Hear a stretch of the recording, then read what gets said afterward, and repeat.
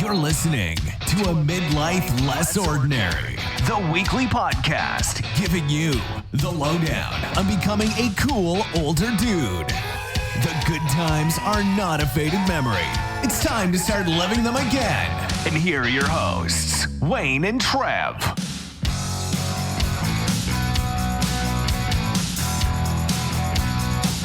Hello everyone and welcome to this week's edition of A Midlife Less Ordinary. My name's Wayne and I have my own little J.R. Tolkien waiting to say hello and tell me who's the Lord of his Ring this week. Trev, are you there? I am, and everybody's the Lord of my Ring if they want to be. That's what we've heard. But yeah, can I be a Christmas elf? You can be that. We're officially in December now. Well, I don't want to be talking too much about Christmas. We'll do a Christmas special just for you, Trev, when it comes. Yeah, I think we should, because I do like Christmas. Yeah, you do, but I don't want to be starting it at the end of November. No, we don't. No, yeah. I understand. It's already. If I hear Mariah Carey one more time, she'll be looking a lot more waxy than she does now. I tell you. You've been hanging about with her then. Well, yeah, exactly. It's just that song. It just gets right up my ear hole. So in a bad way. When do you think it's acceptable to talk about Christmas or to put your decorations Christmas up? Eve, just as a room. Decorations. Yeah, miserable bastard. What? Scrooge. That's what you are. No, Scrooge is cool, isn't he? I'm not being funny. He goes on a journey. That's what we should do. We should do our Christmas special, and we should do our own Scrooge production. And you could try and change me. Yeah, I don't mind. Tiny Tim. You could do. You could be Tiny Trev because we all know how tiny you are in certain aspects, and and we could do our own Ghost of Christmas Past. Yeah, exactly. Yeah, that's it. It's an idea. Yeah. Put that one in the production book, but yeah, I don't know how we've ended up here at Christmas. Let's forget Christmas for now. No. I'm sorry to anyone who's offended by us not. Me personally, not adhering to the Christmas protocol. But the reason we've, Trev's J.R. Tolkien this week is because we've got an interview this week, and it's Neil Reeve, who's an author of 4 books. Local author? Local in Essex to us. Author, local, Leon C. Yeah. So we want to support our local artists, and it's the first time we've had an author on, Trev, isn't it? So looking forward to that. Yeah, I'm looking forward to it. Can I mention my Eye of Sauron? Yeah, go on. You've mentioned it. That was it, wasn't it? I think it's a code or something. Yeah. Oh. Yeah. I see. But, yeah. Okay. Well, I think on that note, I think we'll head into the AMLO Weekly Wipe, Trev, shall we? Because I think we should. I think definitely. Before I get myself in any more trouble. Definitely.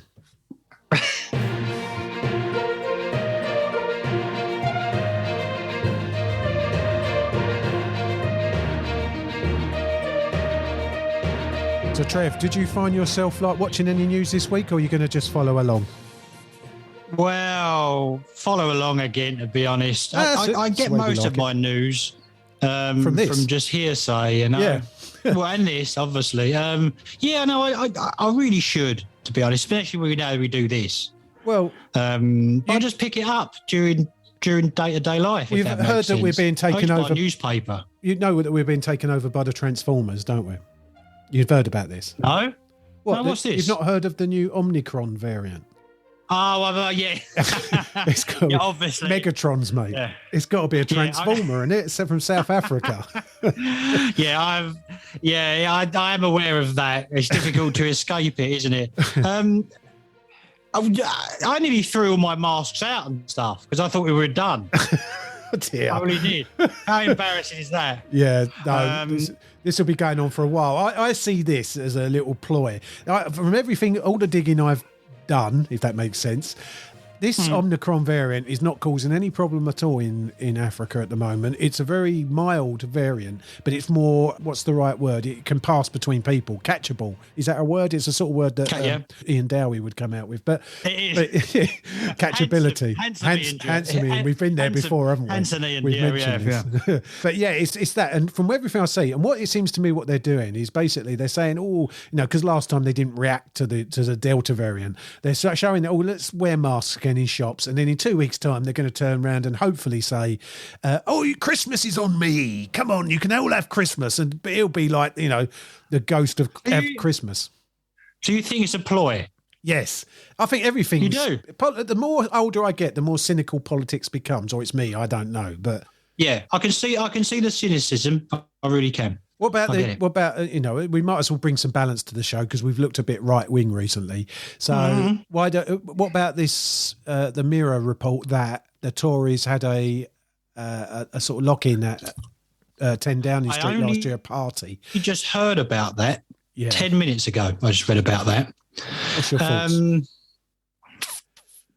Have they got proof? I'm pretty sure from Prime Minister's questions today that was on when he was being questioned by that pleb from Labour. It's about the only time I think he won it. But he basically, the answers from Boris Johnson were kind of confirming that it did happen. But he kept saying rules were followed. But there was, at that time, we were all locked down. We weren't meant to be having any parties or anything. So there shouldn't have been anything going on. No. So how can those rules be followed? There's one rule for us and all you plebs can just do what we tell you to do and just laugh. Honestly, it's just... It's like schoolyard tactics, isn't it? It is. Now, the prefects can do what they want, but you've got to stand in your dinner queue. Right? Honestly. Yeah. It is. It's just shocking, really. You just think, again, it all boils down to that kind of power and corruption thing, doesn't it? Yeah, exactly. Every time. It is. It's just like the human state of mind just thinks, well, I'm going to do that because I can get away with it. Yeah. It's just, I don't know, mate. It's just too much, isn't it? Yeah, really? It's too much. So I think we need to stop talking about politics in the AMLO Weekly White because it gets right in me. I get really citizen way. Yeah. So let's move on to something a bit more cheery. Yes. The much anticipated trial of Ghislaine Maxwell was started in New York this week. The British socialite, who has pleaded not guilty to all the charges against her, will challenge claims she groomed underage girls for convicted paedophile Jeffrey Epstein. A defence team is expected to argue that some of her accusers are motivated by money. The daughter of late media mogul Robert Maxwell faces up to 80 years in prison if found guilty. 80 years? How old is she? How old is she now? Yeah, she's probably mid-50s or whatever she is. Why do they do that? 80, just give her the rest of your life. It sounds life. Just say life, rest of it, and you will serve that. You'll never come out. Full stop. Or give her the Lecky chair. They probably can't afford to give her the electric chair with the price of energy now. You know what I mean? What's the Lecky chair? The Lecky chair. I like I've been down with the Lecky, man. I know it. You have, the Lecky sick, chair. Man. It's sick. The thing, the thing is, what they should do is they should just say, you will be in this place for the rest of your life. And it should be hard labour. Yeah. Oh, really? Yeah. What, breaking rocks? I'm not talking about, what's his name, Prescott, the assistant Prime Minister, John Prescott, a few years ago. He was quite tough, wasn't he? When I say tough labour, I mean like working for it. I don't mean like John Prescott used to punch all the voters. Yeah, she did. I forgot about that. Was he the egg? He was eggs one, wasn't he? Have a lash out. Yeah. Get hit by an egg, have a lash out. Sorry, I've gone back to politics again. Sorry, but but only on a comedy level. But yeah. All these, this Jeffrey Epstein, do you think he put himself to sleep or was he helped along? I think he had a lot of information, a lot of important people. Yeah. You don't want to say anything else in case they come after you?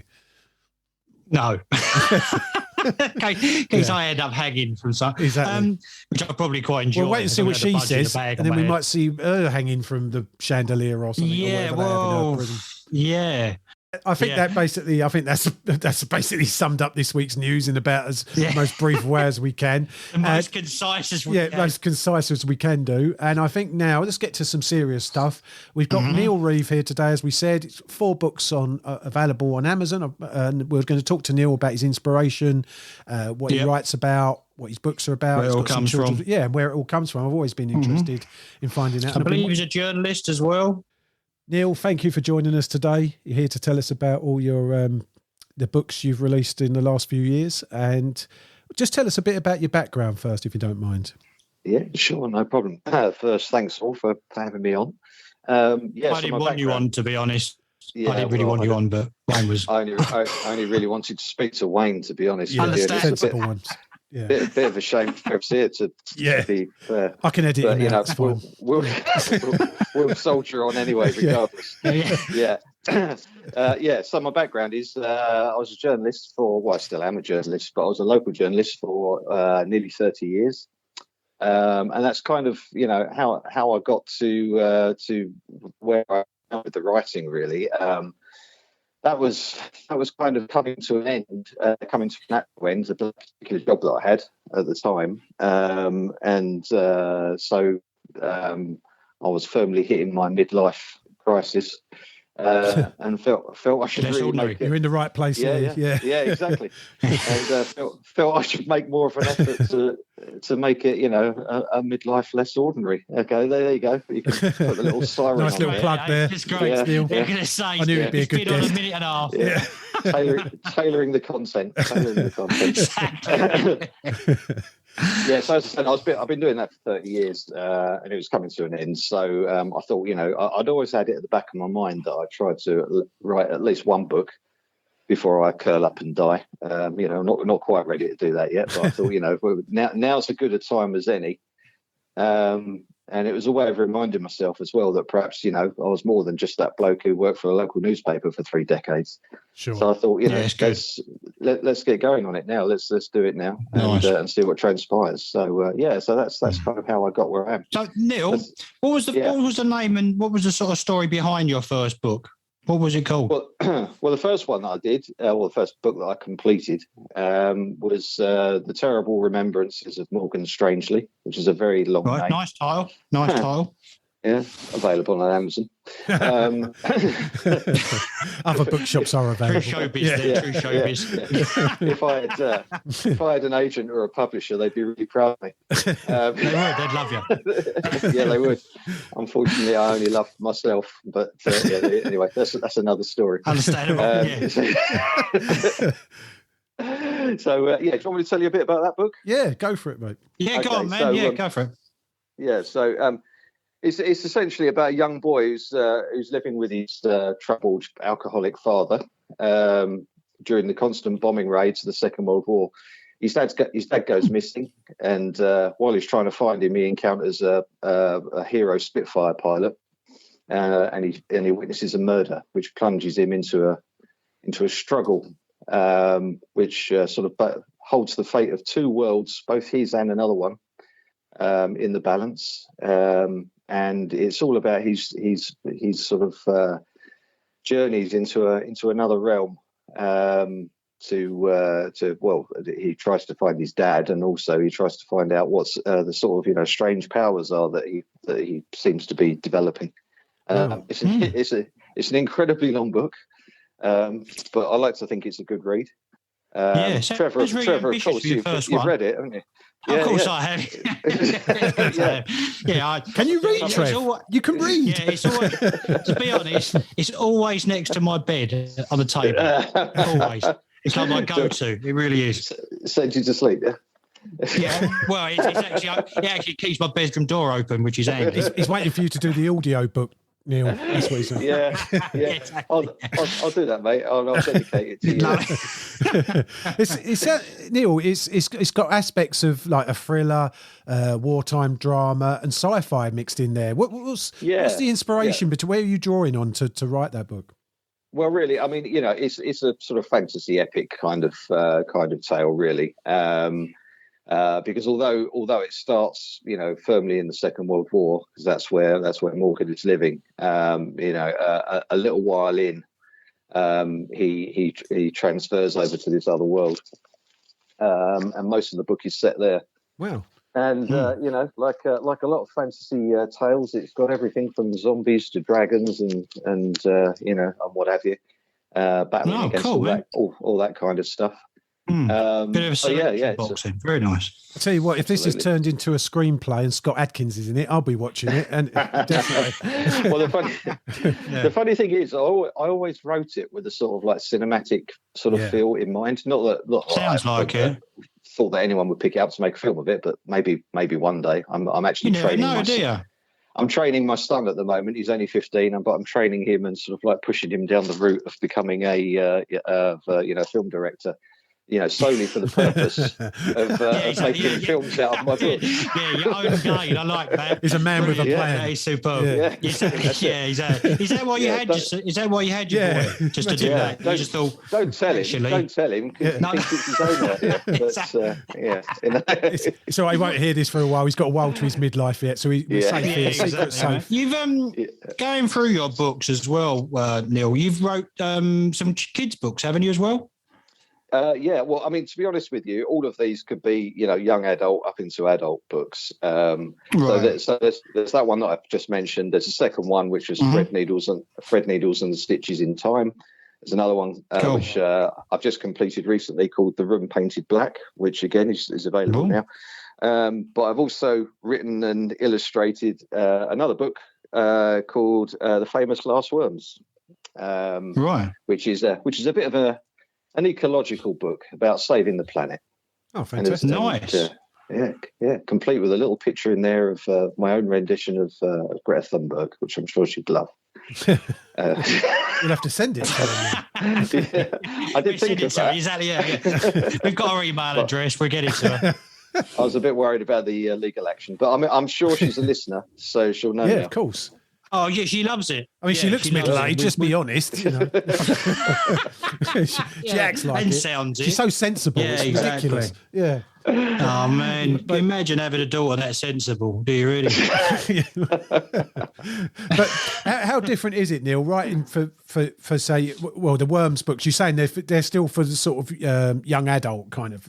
Yeah. Well, that book's kind of different. It kind of started off, it's rhyming verse. So it's, it's a long format sort of kind of rhyming verse poem kind of thing, which I then did illustrations for. Right. So that you did that. That was you done the illustrations as well. Yeah, I did the illustrations. Oh, wow. I mean, I don't pretend to be a fantastic illustrator, but I thought, I'll give it a go. Thing is, Wayne, you could probably say that I've got a massive ego and I didn't want to let anyone else draw it. But honestly, Neil, you don't come across like that at all. Not at all.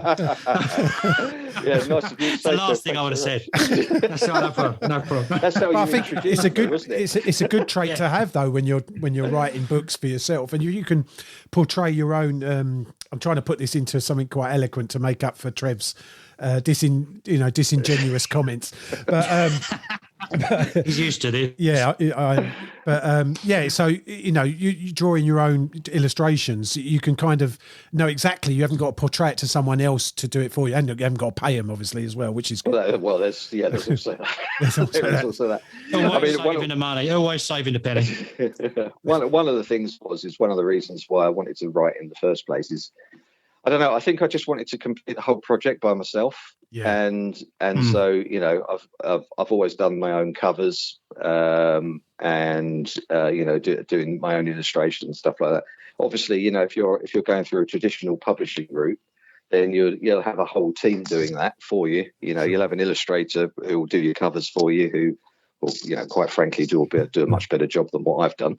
But for me, making these books has always been a very personal thing anyway. At the end of the day, I write them for me. And if no one ever reads them, that's fine by me as well. I'd like people to read them. And like I say, honestly, they can make a film as well if they like. Yeah, it's a bit like this show, to be honest. It's a vanity project. Yeah, it is. Yeah. We just want to hear our voices on the airwaves. That's what it is. Well, no, it's on the Tinternet, Trev, on the Tinternet, not on the FMs. It's just basically because I don't go to pubs anymore. This is it. No, exactly. This is it. Well, no one will be, to be honest, Neil. No. That's the thing. So Neil, is this now? How long does it take you to plan? I mean, obviously, your first book. I'm guessing being as long as it was. How much time did you put into that, and how long into your subsequent? Well, this is the weird thing actually, because the first book actually only took me 10 months to write. And it's the longest of the three novels that I've done, and that was writing for a couple of hours every night after work. Which was quite a difficult task. When you get home, and you're pretty tired. And obviously, family there's family life, as well. So there's a lot of things to juggle there. But as I said, I knew things were coming to an end as far as that particular job was concerned. So I thought, well, I've got to get it done. And I wanted to be sort of like halfway through it before the job finished, so that, I wasn't sitting down on day one of my redundancy going, right, okay, chapter no pressure, one. No pressure. Yeah, no pressure there. No pressure. Yeah. Well, no. Thrive on it. So that was 10 months. The second one then took me probably about a year. Even though it's a much, much shorter book. And the third one, the pandemic hit in the middle of that one. And so that took me about 2 years, I think, in total to complete. Wow.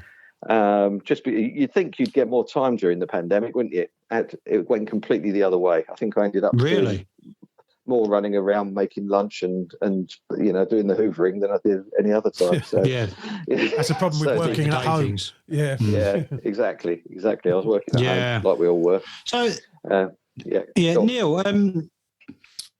So is there one kind of book that you'd like to write that's completely different from what you normally do?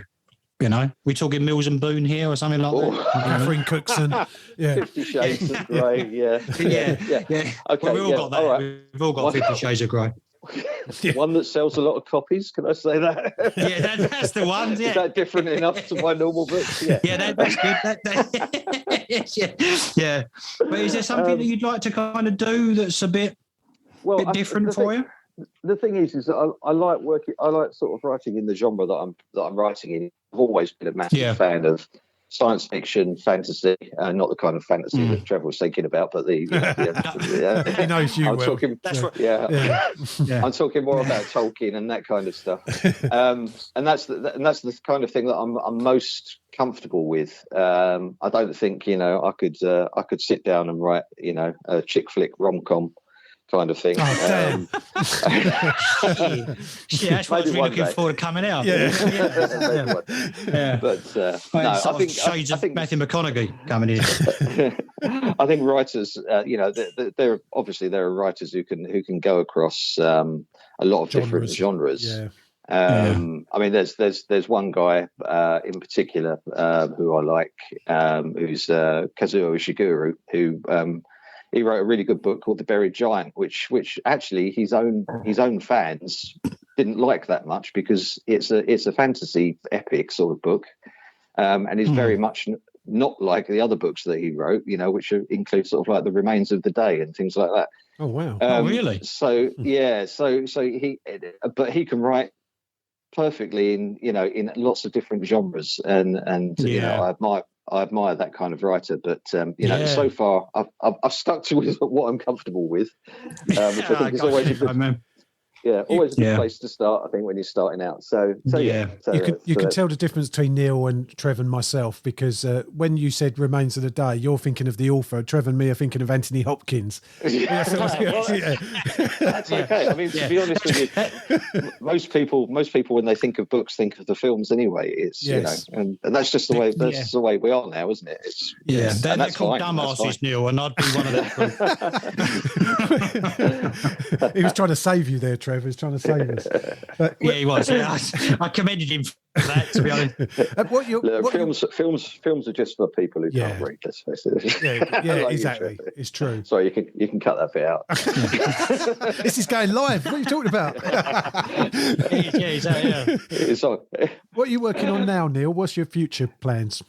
Well, I've actually taken since I started, since I finished rather with The Room Painted Black. I've taken a few months off, and I'm just about to start planning a book with one of the characters that was in my first book. Oh, nice. And but I do like to get a bit of crossover between the novels. Sometimes you'll find that the odd character will pop up in another book that you've read in another one. Although it's not necessarily a series in that sense, because they're kind of set in both this world and another fantasy world. There is kind of crossover. So I like to take characters that you're familiar with, or might even have just had a walk-on part in a different book, and then sort of expand on them. Which cool. I think is go on. Very cool. That like that. Yeah, so that's what I'm planning anyway. And I haven't had a female lead character yet. There's lots of female characters in my books, but it's not misogynist. Everyone, that's not true. No, I'm not. No, you have to be so careful these days. Yeah. Yeah. Oh, yeah. For the next one, I'm representing the women. Yeah. Because we know so much about them, don't we? Yeah. Exactly. We really understand them like we do. Yeah. Talking about that rom-com. Neil, where's the best? I think you've already mentioned Amazon, but where's the best place people can find out more about the books you've got out and your future plans, etc.? Yeah, well, Amazon is the best place at the moment. To be honest, I did set up a website, but Amazon I think is probably the go-to place at the moment if anyone wants to see my books. I do offers on there every now and then, so watch out for those on Twitter. Let us know, Neil, because I don't want to pay full price for them. Yeah, of course. Actually, I'm just looking now, Neil. I hope you don't mind me saying, but I'm just having a look, and to be honest, I mean, listeners here, the Kindle editions are a couple of quids for these books that you put so much work into. You know what? Yeah. What I liked about Neil's books, I looked on Amazon for, because I'm such a pikey. I wanted to buy them second-hand and used. It must be so good that no one's given them up. That's what I liked. I was like, you can't buy them used. They must be so good. People just want to keep them reading forever. Oh yeah, you don't want the used ones, mate. you don't know what I can imagine. Neil, are you sort of like a traditionalist in the sense of you prefer the book, the print, rather than the Kindle editions yourself? Well, what do you think? Funnily enough, we myself and the wife, we have a row about this quite often, amongst other things. She is a lover of books, and I prefer reading on Kindle, but it's probably because I read a lot on the train and stuff like that. Yeah, it's just easier to carry around. Yeah. But she really can't get on with Kindle books. It must be a female thing. I'm not being misogynistic again. I better bring this up, but it is. I'm the same with mine. Yeah. She takes a book on and goes, "Oh, why have you got Kindle? You can change your mind halfway through and go and read something." Sometimes you want to read an autobiography. Sometimes you want some fiction. Exactly. And she's taking like your first book, like 10-inch wide book. Thinking that's what you got now for the rest of your holiday. It's better than talking to me, though. The problem I've got, the problem I've got with Kindles is you can't get Razzle or the Score magazine. You can. Oh no, you can't. I haven't tried hard enough. On some of them these days, Trev, you can even get video. It's so clever. Oh, really? Oh, that's all right. We'll talk about this after. But but so there you go. So. Go if you look up Neil Reeve is on Amazon. The 4 books are on there. A very good value at the price. Some very good reviews on Amazon as well for them. Coming up. Yeah, there is actually. Yeah, looking at that. Yeah, the reviews are very good. Yeah, and also if you're, we have quite a few listeners from the sort of South End and surrounding areas, and apparently there's a lot of kind of local nostalgia in there. Neil, is there is. Yeah, I mean, it's always a nice touch.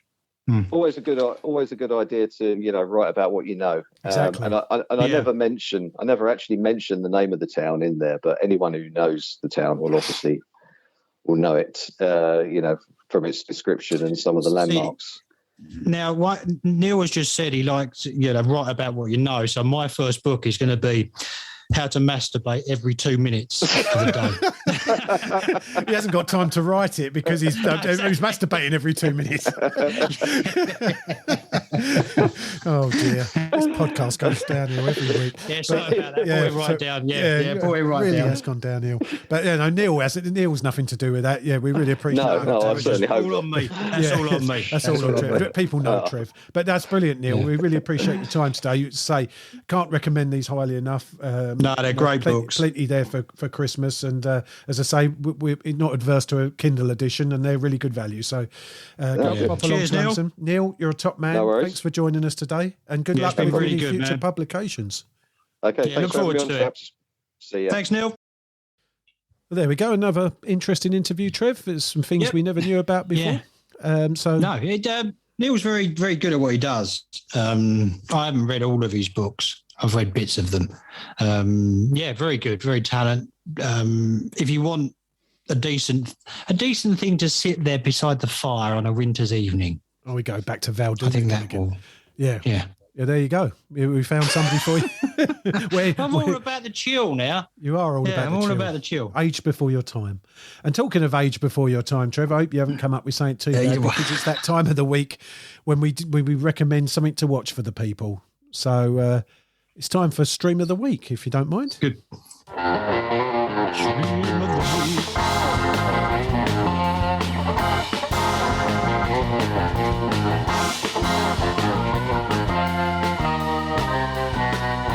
So, Trev, what are you recommending or not recommending, and what should people avoid? Well, on Netflix, Kevin Hart's new thing, True Story, with Wesley Snipes. Basically, it's all right. Kevin Hart just plays himself, really, which is right. Okay, things happen. Wesley Snipes plays his older brother. I've only seen one, but it didn't pull me in enough to watch any more. I'm a bit like that. I'd rather review one episode, and then if I like it, then you're pulled and you watch more. But if you don't like it in the first, I don't see the point in trying to kind of watch three, because you've already wasted 3 hours. Yeah, exactly. Do you? No. I know what you mean. It's got to hit you straight away. It's well done. I don't want to say too much, because obviously it'll give the plot away. But Wesley Snipes is his sort of brother that sort of drags him down. Kevin Hart's really successful. He's a bit of a latcher on, Wesley Snipes, but he knows the shady people, you know. Yes. It's all right. If you're a Kevin Hart fan, you'll like it. There's not a lot of funnies in it or anything. He seems to be taking himself a bit more seriously now, doesn't he, Kevin Hart? Yeah, he does. Yeah, I suppose he wants to break out from being the short, funny man, I suppose. And it's funny because all comedians do this thing where they get to a point in their life, in their career, where they think they should be taken seriously, don't they? Yeah, well, some people have all done it, shouldn't take themselves so seriously. They should do what they're good at, and that's what we pay them to see, haven't we? Yeah. Basically. So what's your this week, we've all seen before. Well, not hopefully not the listeners have seen before, but I found on Amazon Prime this week, I found an old favourite from 20 years ago, and it's Vanilla Sky. It's where David Ames, Tom Cruise, a publishing magnate, becomes the victim of a car crash with scars on his face. The incident changes him and compels him to question the existing reality of his life. Starring Tom Cruise, obviously, Penelope Cruz. I think that's where he met her, wasn't it, at that time? Penelope Cruz. It was, I believe it was, yeah. And she's reprising her. Jason Lee again? Yeah, Jason Lee's in that. Yeah, to be fair, he doesn't look Jason any Lee's older. in that. Yeah, 20. Kurt Russell's in it. No. And it's Cameron Crowe directed it. Yes, I forgot Kurt Russell's in it. It is of Singles fame. I really like that film, Singles, about the Seattle music scene. That's right. Very good, almost famous.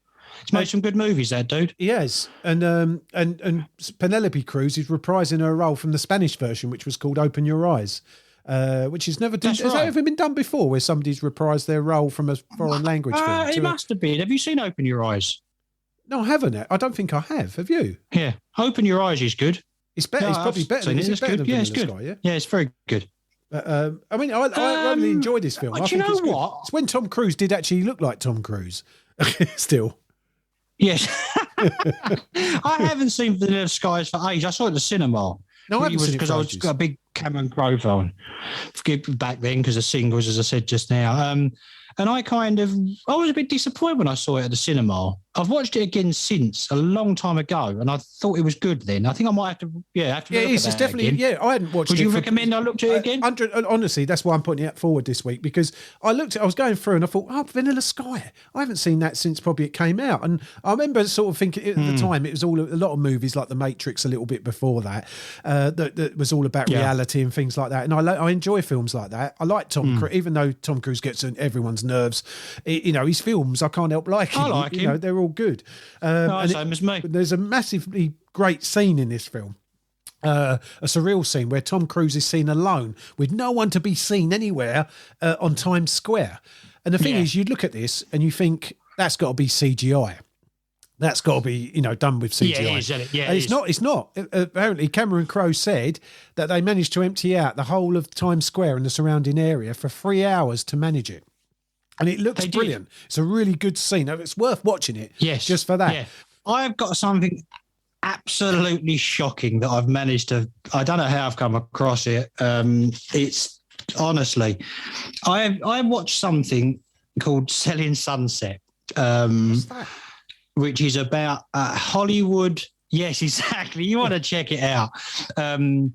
It's about Hollywood estate agents, these people that sell like houses in Hollywood for $7-10 million. What's this, a TV series? Now, not a film?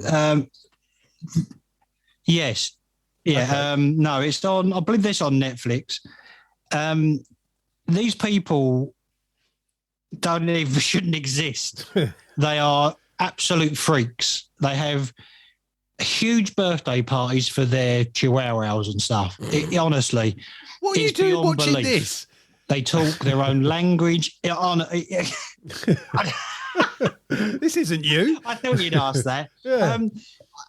I know it's not, but honestly, it is just the most freaky thing you can ever see. These people are just like aliens. They really are. The two guys that run the estate agents, they're like about 4'1", bald twins. It's just like, and the women in it are so affected. It's incredible. They've had so much work done as well. Yeah, it's just like they can hardly talk or laugh. It's a freak show, mate. If you want to watch something and kind of think, no, well, in a shock kind of way, yes. Yeah. Because honestly, you just think these people exist and breathe the same air as me. What? I don't. So basically, Trev, you're catching up with what we've all been watching for the last 10 years and you're just catching up with it and basically saying you agree that it's a load of old turd. Yes, indeed. Yes, that's right. So don't watch that. Nail on the head. What's it called again, Trev?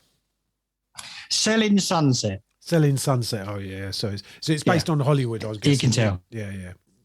I'm doing this for you, basically. But I watched this last week. Nice. And this is on Netflix at the moment, and it's a Christmas movie. And there's lots of good Christmas movies, Trev. I mean, I'm a big fan of. I mean, this isn't one you'd show the kids, but I'm a big fan of Bad Santa. That's a great Christmas movie. Jingle All the Way for me. Jingle All the Way is good fun with Arnold Schwarzenegger. National Lampoon's Christmas Vacation. Everyone loves obviously. that. But I watched this one last week, which is a more recent one. We're relatively recent because all Christmas movies are old, aren't they? But relatively recent, and it's called Deck the Halls. You know that one? Yes. With Matthew Broderick and Danny DeVito. Yes. And I'll tell you what, it's a really good film. Yeah, it is. I remember I've watched it when it first came out and I'd forgotten it. And I thought it was something else, but I was watching it and I was thinking, do you know what? That nearly got me in the Christmas spirit. I was kind of like watching it. It's a tale of Matthew Broderick's quite a straight guy and he plays, he's good at playing them kind of guys, isn't he? Quite a straight middle-class man, does everything by the book. He's got his perfect family sitting there. Danny DeVito moves in. The ugly Paul Rudd. Yes, that's right. Yeah, he is. Exactly. Yeah. Danny DeVito moves in across the road with his trophy wife and his two beautiful twin daughters. And he decorates his house like he basically wants his house to be seen from space on the NASA satellite. And he keeps putting more and more decorations up there. And it's a sort of battle between Matthew Broderick and him because Matthew Broderick's like, oh God, he's like, I can't sleep, I can't do this with these lights on. He's jealous, basically. It's a bit of a battle of wits, and it all turns around. And it's got the Christmas spirit. It's got funniness. When Danny DeVito's in something, you know what to expect. So if you're looking for something, isn't there a really good fun bit in that with like a choir, like Christmas carolers? Yes. I remember that being really good. Yeah, there is. When he's trying to move his car. That's it. Yes. That's it. That's good, that bit. I tell you, the other film that's pretty good like that. What's the one with Vince Vaughn in? Is it Fred Claus? Yeah, that's good. Yeah, that's not bad, is it? All right, That's not a bad one. That's all right. There is some good ones. There's a lot of turd that's on Channel 5 at, for certain times of the week. I mean, if you're really desperate, you could sit there watching it, called A Christmas Your Gift. opinion, is there any need for a Christmas film channel all the year round? There is. Some people are going to get really offended by us saying there definitely isn't. That's what I'd ask you. No, it's ridiculous. As I say, I honestly, I don't mind Christmas. All jokes to one side, I don't mind it. It's quite nice when you know you're going to be at home. I love it. Yeah, because that time you're going to be at home. You can have a drink. You can, and you with your loved ones and whatever, and you can relax. So it's great. But I just don't want it. The more you dilute it down by having it on for weeks and weeks and weeks, the less important it is to me. So all I want is that the week running up to it and a couple of days afterwards is fine for me. I don't like New Year. Never have. It seems like a lot of aggro to me. It does, man. I've always been into that. Don't know why everybody. To be honest. New Year's, everyone gets on my fruitnies. Yeah, me too. On my fruitny bits, tits. Yeah. Because the reason being, they all think they can sort of take advantage, don't they? Yeah. As though like they can do anything because it's New Year, you'll let them off. And then you always get stuck with that wanker that's going to change his life next year. Yeah. Don't he? Yeah. They're going to change. I'm going to do this. I'm going to do that. No, they're not. So basically, Trev, they're taking our advice from all the podcasts we've done. Yeah. They're taking our advice and saying, look, I'm going to change my life next week. I'm going to come outside my comfort zone. I'm going to take up growing a beard. I'm going to take up like cycling. I'm going to take up, and then we're slagging them off for it afterwards. We're saying basically it's going to change his life, and we're saying basically now we've told you to change your life. Up yours. You're an idiot. You're a wanker, according to Trev. That's about right, isn't it? Really? That's about as two-faced as a podcast as we could have, isn't it? I don't mind if they stick with it, but they don't, do they? No, that's right. Yeah, stop having. If you're going to change your life, I'm not being funny. Like it's this running that I'm still doing that we spoke about a few weeks ago. I find it bloody hard. I didn't wait till January the 1st to do it. If you're going to do it, you do it then. Then when you're really thinking of it, it's like saying you're going to give up smoking. If you want to give up smoking, you do it at that moment. Otherwise, you're not going to do it. You need to make that decision for yourself, not because of some arbitrary date in the diary. Honestly, take that. That's best advice I can get you. If you've got a packet, if you want to give up smoking and you've got 10 left, and I know they cost a fortune. Just scrunch them up and chuck them away. That will be enough to start you on your journey to giving up. It would. That is true. Yeah, there's no need for a date, is there? As you say. No, it puts more pressure on you, to be honest. And it does. And because then you just think to yourself, "Oh shit, it's coming now. It's coming now. It gives people an excuse to put on loads of weight. I always have like 5 boxes of roses and eat massive dinners, and I'll wear it. I'll work it off in January. Believe me, January's so depressing. The last thing you want to be doing is hauling yourself around a gym or say. So you know what I mean? Yeah, exactly. And going without. Just pace yourself. Everyone's got the bum ache, haven't they? Yeah. If you start it now, if you start it like 3 or 4 weeks before Christmas, you can build up a little bit of tolerance, and you can burn off the extra calories that you want to enjoy over Christmas, and then you won't have to rush it and catch. There you go. Midlife Less Ordinary, giving you great advice as we do. Always straight to the advice. Exactly. The Advice Central. Yeah, Advice Central. So I think that was definitely us off of movies now. So that's our movie recommendations for the week. We will do a Christmas special, Trev, where we'll probably mention some more Christmas movies, I reckon. So what are you up to this week, Trev? Anything interesting? I'm not sure, to be honest. I think we've got a lot of night out coming, haven't we? Oh yes, got a charity boxing thing that we're attending. Yeah, we're just attending. We're dressing smart and attending the boxing. Yeah, we're attending that. So that should be fun. Well, I have been boxing. You've been before, we've not had a go. Yeah, I've been not had a go. No, I've been to a boxing match. Found it a bit weird, but we'll talk about that another time. Once we've done this, once we've been out for this evening. Well, maybe next week we'll mention what it was all about. Yeah, okay. Yeah, cool. Yeah, hope we go now and don't bottle out, or something, But after we've said that, that's a bit like the January the 1st thing, isn't it? It's like we've said that now, we've got to go. Oh yeah, by the way, we didn't go. Yeah. You told me. You told me. Oh God, here we go. We got to do it now. You told just me. Because we said on the podcast. Yeah, exactly. It's been released now. There's no way of getting out of it. Yes. Damn you. But if you guys have got any suggestions, recommendations, as always, go to the the website, amlopodcast.com. Leave us a message. Please leave us a review. We like hearing from you. If you leave a message, you've always got a chance of it being played on the show. As we got to Christmas coming up, tell us your favourite Christmas stories. We'd like to hear some Christmas stories. Tell us your Christmas story. A couple of minutes, just telling us a funny story or just saying about Christmas you remember or what's good about it. Yeah. And we'll put together something you love, something you hate, whatever. Exactly. About Christmas. That'd be brilliant. And we'll play it on the Christmas special. Trev, thanks for joining me again. It's always a pleasure, never a chore. It's always just reassuring. Laid out for me. It's always great. It's unbelievable, Jeff. It's unbelievable. Thanks again, everyone, for listening. And see you later. We'll see you on the next one. Thanks for listening. If you enjoyed this episode and you'd like to help support the podcast, please leave a rating and review and visit our website at www.amlopodcast.com to check out all the links and resources in the show notes. Start living them good times. See you next time.